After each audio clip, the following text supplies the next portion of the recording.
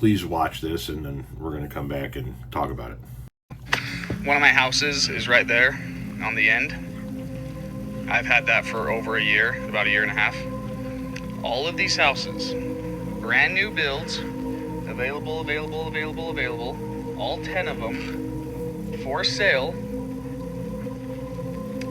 Just sitting here, year and a half.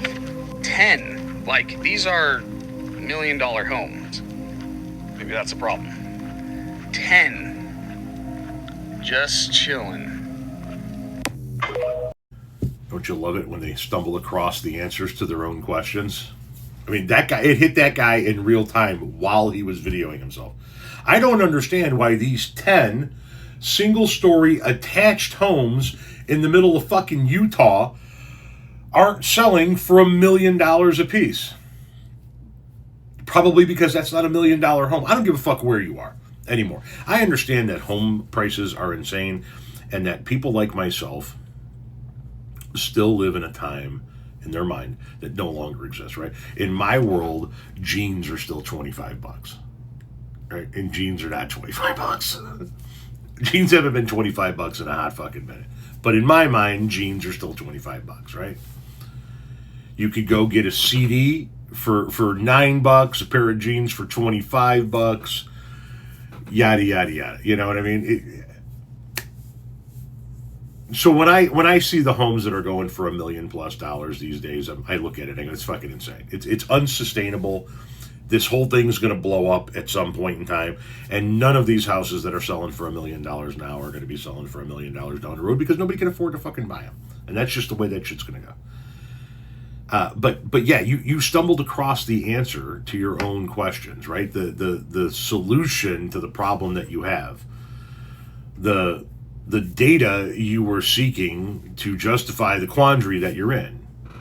You have 10 attached homes. They're not even fucking single-family homes, right?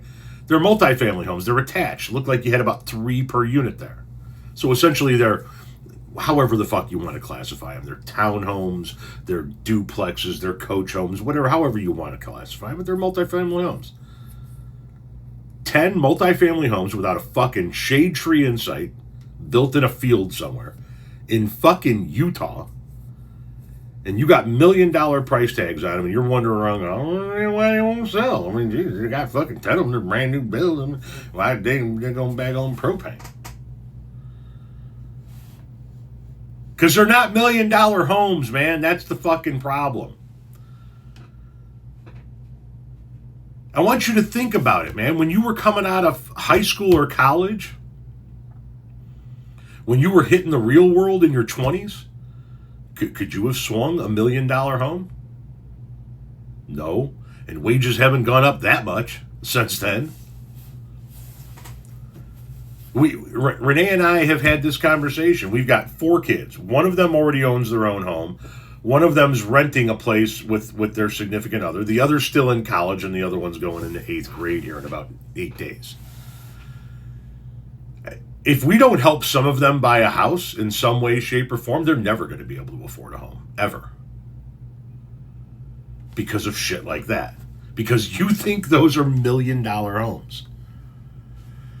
I understand, like I said, that home prices aren't the same as they once were, and that, I can't live in the past forever. But those are not $1 million homes. I don't give a fuck what time period we're in. Those are not $1 million homes.